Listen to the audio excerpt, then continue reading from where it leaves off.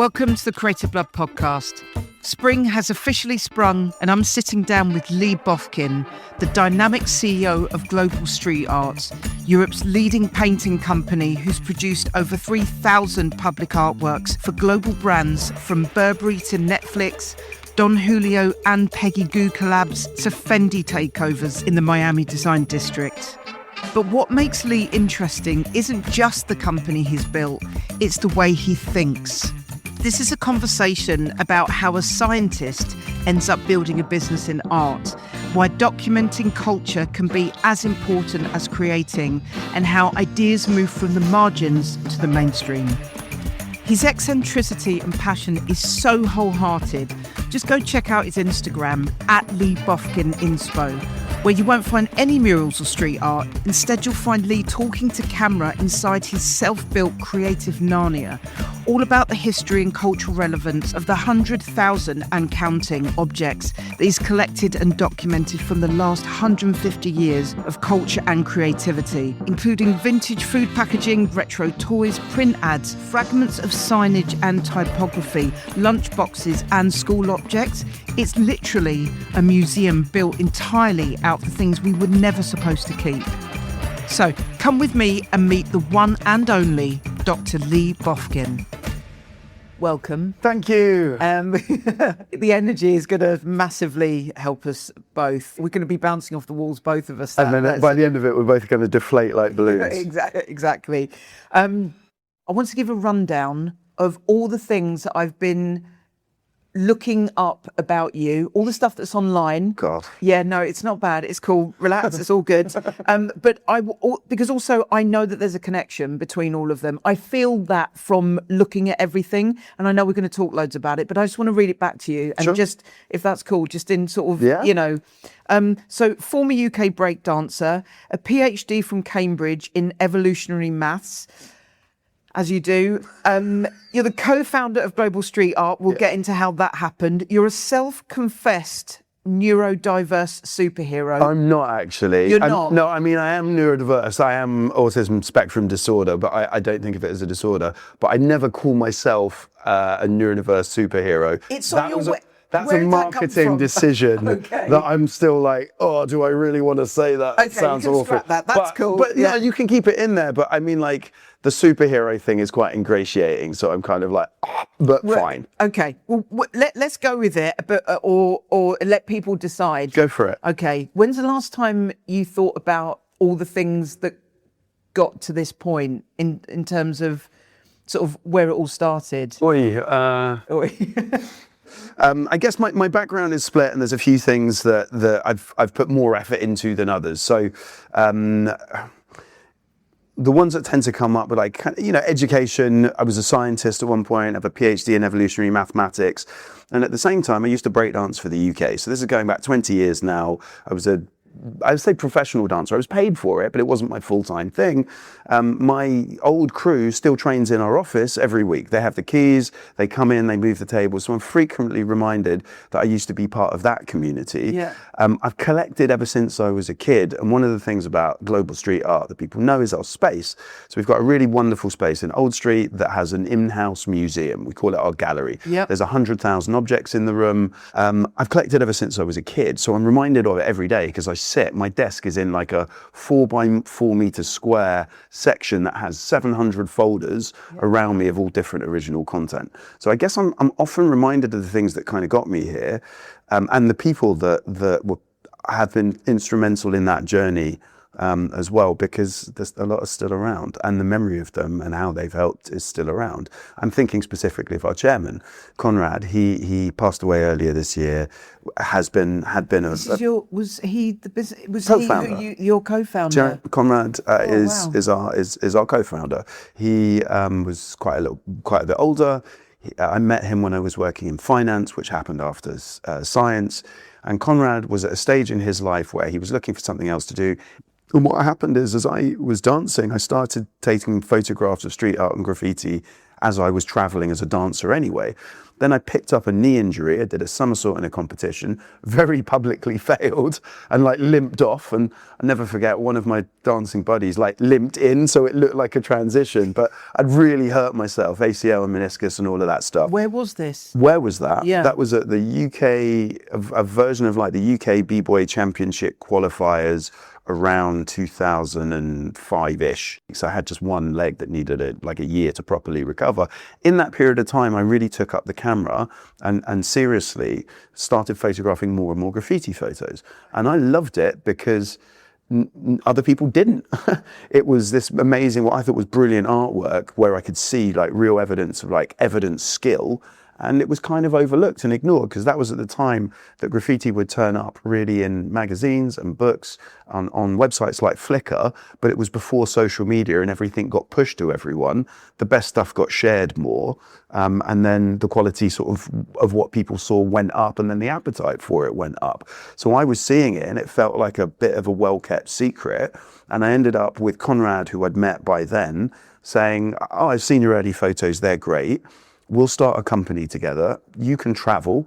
I'll cover the costs and take all the photos you want." And when you're in your like whatever 20s and a wealthy guy is like, "I'll pay for your ability to travel around the world to photograph graffiti and you don't have to think about it." I was like, that sounds like a great deal. I'm one of the luckiest people I can imagine professionally and generally, because my work is basically my hobby and it's never been any different since I left science and since I got spat out of finance because I was rubbish. I think a lot of people think like success is earned. To some extent, of course it is, but it's also given. You've mentioned wanting to live, or the importance of living in painted cities. Yeah. So the mission of Global Street Art was, and maybe always will be, to live in painted cities. And the idea of that is it was a mission that was easy for people to connect with. There are three sides to what we do, I would say, or like I can break it down. You have the commercial, the community, and that's the street art stuff. The commercial is advertising, it is not street art stuff. And then there's also the digital component. So our three components then would be commercial, community, and then that digital side. So you have an equation which I absolutely love, which is creativity plus community plus commerce equals impact. I don't remember where that one came from. No. Shit, okay. No, it was in there and I read it and I was like, that's good, I like that. But I was like, it came from you. Yeah, where did I say that one? But it makes sense. Oh, it's a really good question. I found it in one of the resources. So creativity plus community plus commerce equals impact. That recognizes three things. Firstly, boring work can work. Like, people will see boring work. In advertising, if you've got a boring advert, you have to pay a lot more for people to pay attention to it. Similarly, if you're an artist and you do something that's pretty not exciting or not that graphically interesting or conceptually interesting, people may notice it, but you're going to have to try a lot harder and paint a lot more and put it in a lot more places for it to have the same level of impact. So if something is creative and recognized to be creative, it does better. You can't bore people into being interested in your work. You can only interest them into being interested in your work, and that means the work has to be interesting. Define it how you will. So creativity is an important component. Community, if you don't have a community, who's receiving that work, right? So there needs to be, but community is much more than that. It's who you train with, who you learn from, who empowers you and you empower, who supports you, all of those kind of things. Do you think community is easy to build now? No, I think it's harder to build now. Communities were default built quite easily 30 years ago because it's who lived near you. So there was a level of community. We don't know our neighbours as much as we used to. Our communities now have been digitized and moved online. They resonate less because they're not in real life interactions as much. Also, there is more noise clamoring for the same level of attention. We haven't increased the number of hours in a day. We have digital fatigue. I think we spend 30 minutes more a day on average online now, more than we did in COVID. If you're on TikTok for 90 minutes and you watched each video for 10 seconds, which people do not, they skip much faster than that, but that would still be 500 videos. That's paralyzing. I think that numbs you, and after that much, even it's a dopamine thing. It's the most. Have you had that experience? I can actually say I have. Being numb. As a result of social media, social consumption. For me, it's audio, it's podcasts. Oh right, no, because I barely consume. Interesting. So I'm not. I mean, I have a TikTok, but it's outbound. I have an Instagram, but it's mostly outbound. I want to ask you about that. My online, everyone's addicted to being online, whether that's taking selfies or photographing your food or gambling or games or porn or shopping or like there are. I remember an article from 20 years ago of like the 20 things that you can be addicted to on your phone, checking emails, social media, notifications, all of that sort of stuff, right? So my guilty online pleasure is mostly eBay. Frankly, I spend a lot of time browsing eBay. Sense. It really does make sense. Browsing eBay for because I enjoy collecting and learning about stuff. But I try not to be online too much. But I am. But definitely, it's going to be an email addiction or those kind of things. But I think in that kind of environment, everyone in this country is addicted. Yeah. Everyone is. And beyond. And beyond, totally. So when we're focused on the small glowing box, does that help you be part of a community and contribute or not? I think it's worse. So I think it's harder to build community now. I think digital tools can potentially supplement that, but I think if we don't switch off and meet people in real life, we don't learn really important human skills. And that's a real ongoing, not only a risk, it's reality. So I guess that brings us to commerce, really. So impact is community plus creativity plus commerce. The commerce bit is you need money to make stuff happen. So either you're going to sell something and get some money to fund whatever project that you've got, or you need benefactors. Historically, art was mostly paid for by, in Europe, the church. And then, post-Renaissance, wealthy benefactors, kings, queens, etc., nobles and lords, the slight democratization of art, but even into the 17 and 1800s, you could only get a selfie, an oil painting, if you were very, very rich. So artists always need commerce in order to survive. Yep. That's the same now, that if you've got absolutely amazing creativity and a great community, well, maybe the funds will flow from that. And they can, but you have to grow for it, but you are empowered by, money is just stored work. If you've got some money, you can release it to do something. If you do some work, you get paid some money and then you can release it to do something later. And if you want to work, it helps to have money because you can then have other people help you. So you're swapping between two hats constantly, the art and the commerce. Yeah. But as a co-founder, you're responsible ultimately for the success of the business. Yeah. So you want to stay in the black, not be in the red. Yeah. How do you straddle art and commerce for your business now? So it was really funny. In the early stages, we almost like ducked out of that question and treated them separately. So on top of the commercial murals we do every year, since 2012, we've organized 3,000 public art murals. If I show you each one of those for a second, it takes an hour. It's an awful lot of public art. Every 4 years, we organise a London Mural Festival. In 2024, we worked with 300 artists, organised 140 new murals across 10 London boroughs.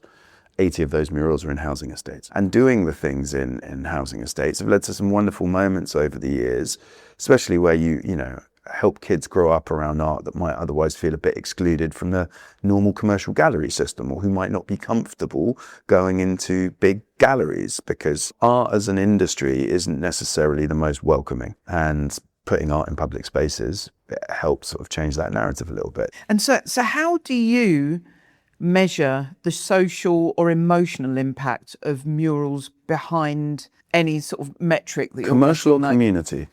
I'd say let's go community. Community. Yeah. So with London Mural Festival in 2024, we worked with the Mayor's Office, the High Streets data team. We got some data on some of the walls that we painted, because the value that an artwork has, say in a housing estate, is on access to arts, the impact that might have on future employment, crime reduction. There was a survey in Philadelphia that showed that gun crime fell within a block of a new mural. The real power of art murals is in the concentration of them. So if you go to places like Wynwood in Miami, you can see the regeneration that's happened in the arts district in Miami because of all the people that have wanted to move in, the cafes, the art galleries, the boutiques, because now it's Miami Design District, it's really cool. And art-led regeneration is a thing, it really works. And actually, you probably get better data from commercial projects because they've got the funding to do it. Community projects don't usually have great data as a result. So it's hard to prove the impact. In the early stages of global street art, if you saw a council person, they were probably asking you if you had a permit to paint. So the relationship between local councils initially and artists painting on the street was never the most positive. And we just wanted to avoid anything that looked like authority. It's changed a little bit over time. Opinions and conversations have softened. We work with some really progressive councils. We used to work, she's not working with the council anymore. Councillor Alison Kelly in Camden was a formidable, she's still got, still alive, but formidable woman who would champion what we were doing and could open doors as a result. So if, there are people that want to champion, it never ceases to amaze me, the massive positive impact one person or a very small group of people can have if they put their mind to it. I feel like we're talking about the idea of art, but maybe something to really dig into a bit is the actual artists themselves. Like, you've obviously been involved in street art for so long. Can you sort of talk about some stories of, times from then to what they're doing now? Yeah, absolutely. One of the greatest pleasures is seeing artists succeed. Absolutely love it. I love seeing artists' careers progress. Someone that I knew X years ago painting a massive wall or taking an awesome commission. With a Buddhist notion of sympathetic joy, just the sheer pleasure in seeing people that you love succeed is one of the best things that can happen in a career. And there are artists who I'd known from early stages who've passed away now, and I miss their artwork and therefore, and their legacy and the people as well. There are artists from early stages that I knew when they were just starting out that have got wonderful careers now. One artist I use as an example is Mr. Doodle. I knew Sam when he was the Doodle Man, before he was Mr. Doodle. A friend of mine, Henry, who's a graffiti writer, knew Sam and said, hey, this kid's really fun. Can you find him a wall to paint? And we had a construction corridor on Great Eastern Street. A construction corridor is when the scaffolding of a construction site goes over the public pavement. They can't close the public pavement, so they box it in. So you get 2 wooden walls and a wooden ceiling. We'd done a couple of murals with Sam, and he said, have you got any extra places to paint? And I said, what do you want to paint this construction corridor? And he did. He spent a few days doing it, wearing his own clothes that he doodled on as well. And it was such a fun piece of artwork at the end. It was what you would genuinely call immersive. You would walk through it and it was just quite joyful. And people took a lot of photographs. He got a solo show at Hoxton Gallery, and it was step by step. He was always and is such a lovely guy, works so hard that he deserves all the success that happens to him. And it was just lovely seeing him at that stage in his career. And all you can ever be working with artists is an important 0.00001%. And that's enough, because sometimes that small interaction or that something cascades into some other things that can lead to some other things. And I've seen lots of artists change direction, change their artistic practice. I think of a close friend, Gary Stranger, who came from Is that his real name? No, it's not his real name. Okay, brilliant. Just checking. His early work was very graffiti, and then it was typography, and it's still rich typography, but how he explores that on canvas, going from street work to more gallery-based work, is really just stylish. He was always a very stylish man, and still very British artist, yeah, based on the South Coast. Super talented. And lots more besides. Maria Tiarina was a brilliant illustrator when I first met her, and still is. And we've only painted a few helped organize a few walls that she's painted over time. And I just love her illustration. One of the reason that popped into my mind is one of the things that's really fun about working with a broad range of artists is people think street art looks like a certain ... or it's Banksy and it's ... And that's quite untrue.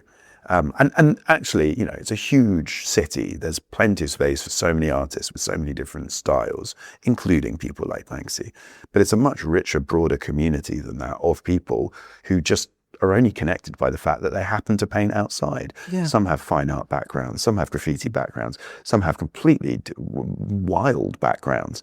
And in a broad city, I think it's like a fish tank. You could have one species of fish and that would be okay. But when you chuck everything in together, it's way more colourful and interesting.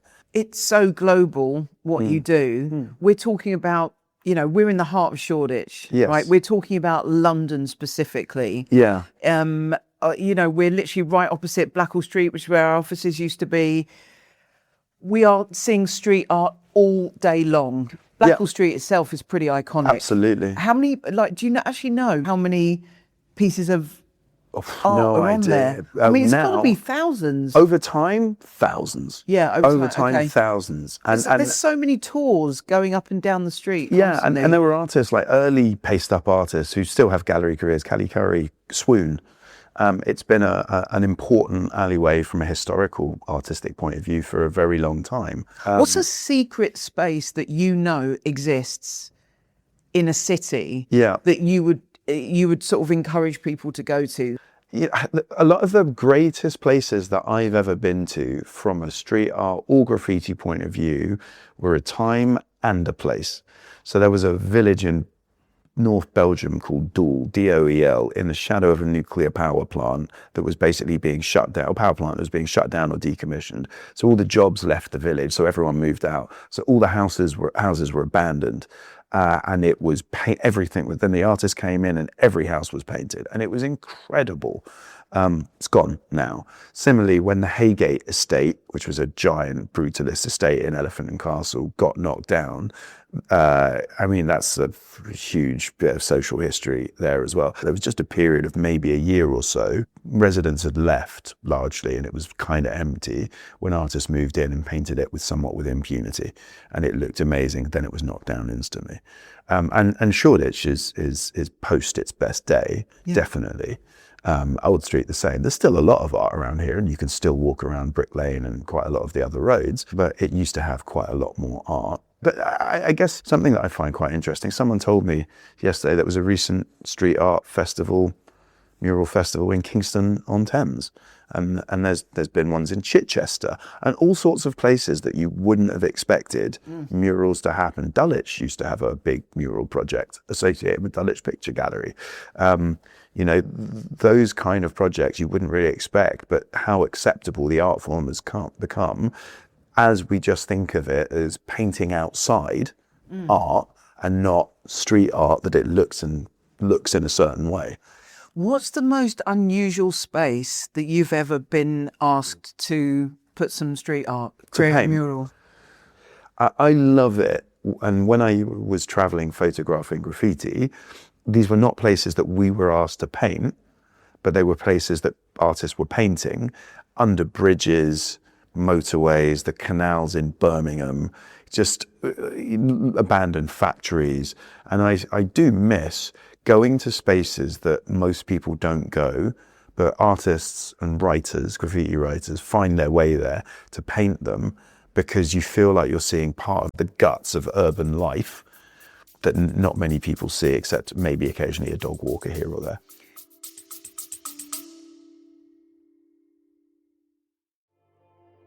hope you don't mind me interjecting here for a second. We've been squirreling away on something special, like really special.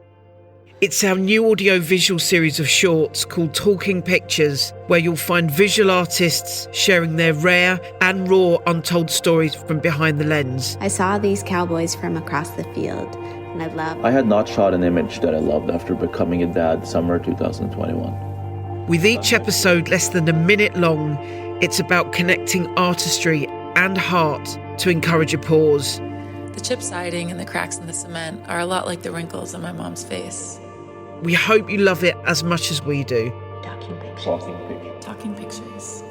Okay, let's get back to the episode.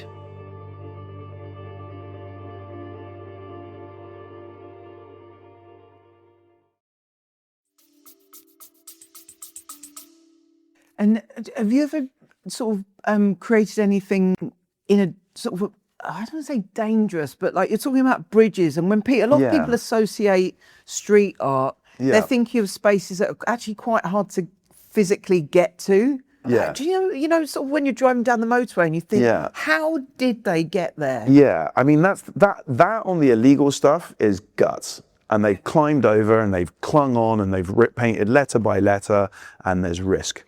And, you know, you see that, you still see that in the tube network. Yeah. You know, and how people got there, and it's dangerous and people die. But there's that who dares wins mentality and the hell for leather approach. And that's how it kind of happens. What's the craziest, or what's a space that somebody, a creative, for example, said, Lee and Global Street Art Team, do this. We want to do this. Oh yeah. What's feasible? We've had loads of those. A field outside Gatwick that was painted with a giant chicken for KFC. Okay. Biodegradable paint. We organised a mural. Ben Ein was the artist, working with Zippo many years ago. And it was 17,500 square meters. It was huge.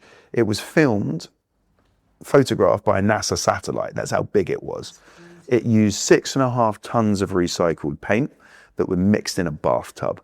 And so the background color was gray, because that's the color you get when you mix everything. And then it said, create, create, create, create.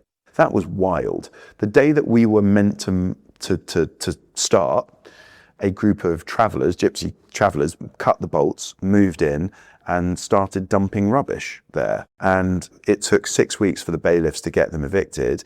And then, you know, we eventually painted. And I just remember seeing the caravans move in, and the kids taking the fire extinguishers on site and just playing with them. And I was like, well, this is new. I've not dealt with this before.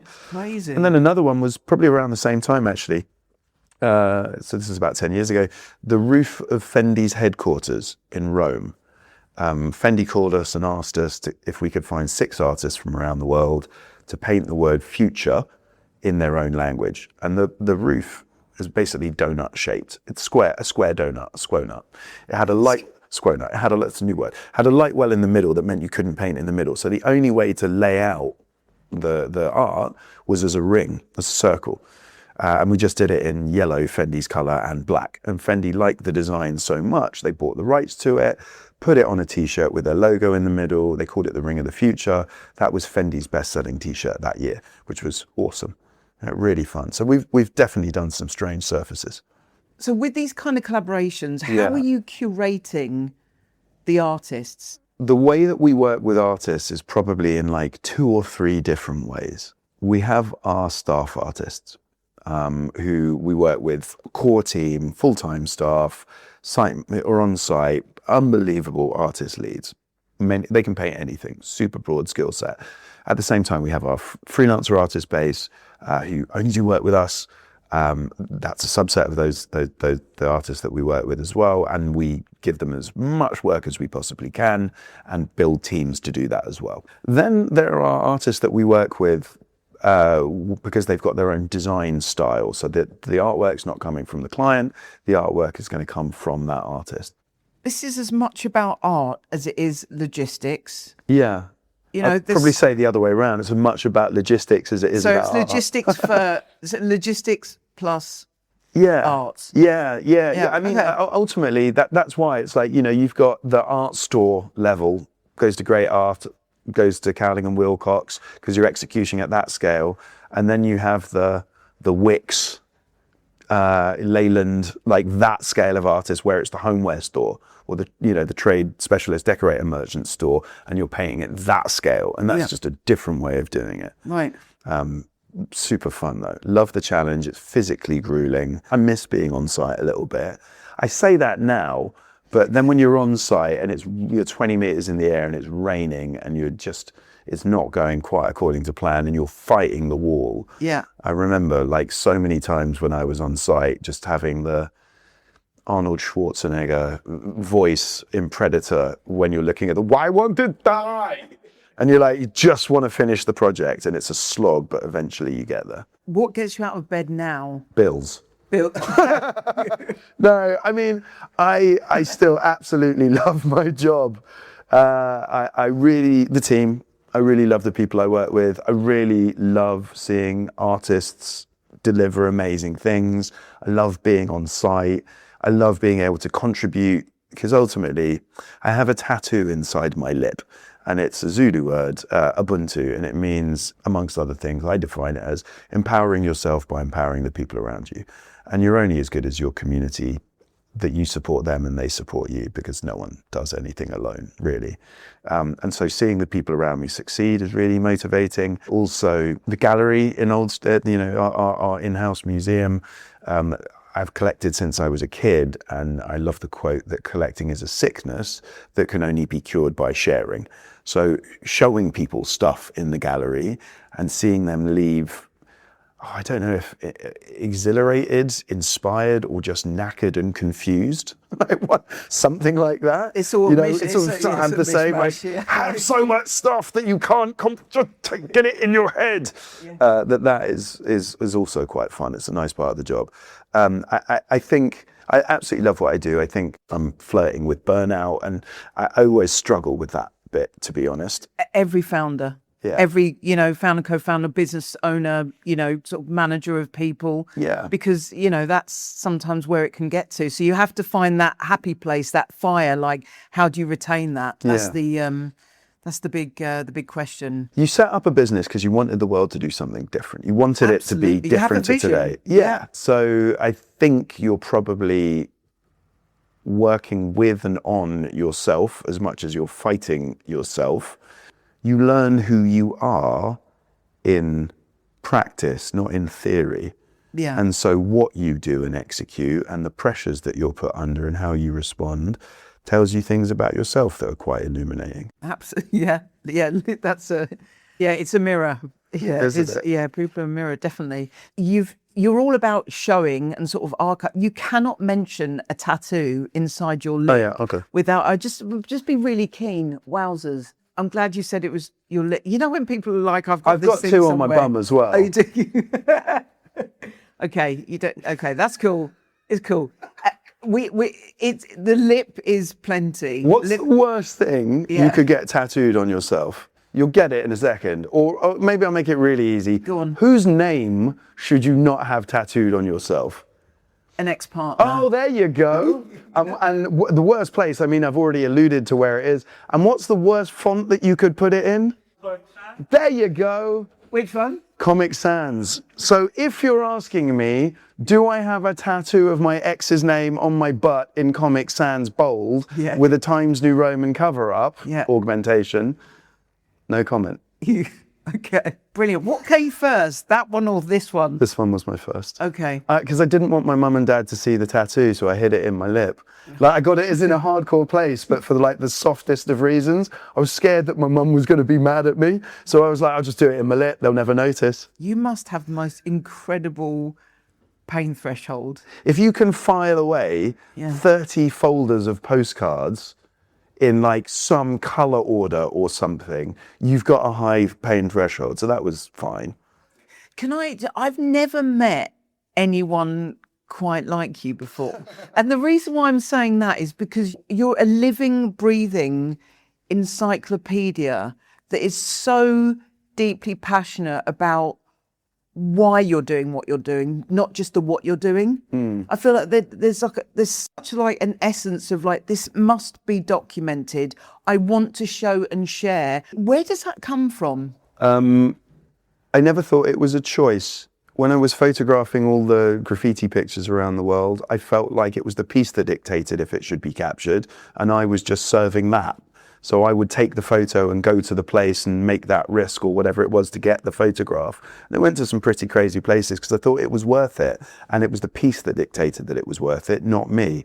So I always felt that that was probably not even a choice. It was sort of somewhat innate. I also think there's a real shame. Like I would put myself in like it would be an honor to be classified in the lineage of British eccentrics, because this country has a history of kooks and oddbods. And I really like that. And I worry in an era, no, it's not worry, but I observe in an era of social media that it might be harder to be an oddbod in certain ways because you're pulled towards the average. And our thinking is being pulled more towards the average with AI. But a lot of creativity comes from the fringes, where something is weird enough or different enough or isolated enough that the situation allows someone to think differently. And that can then be applied in different ways. If we revert to an average, I don't know if that's really good for progress. But on the subject of eccentricities and oddballs, is that something that you want to be sort of in the camp of? I'll give you a closing thought why I'm doing it. Please. Because I don't care if I'm in the camp of it or not. I care about what the output is. They say you live 3 lives. Your biological life, when the last person in living memory passes away. So I remember my grandparents, they're partly therefore alive in me. And the third is when the last person speaks your name.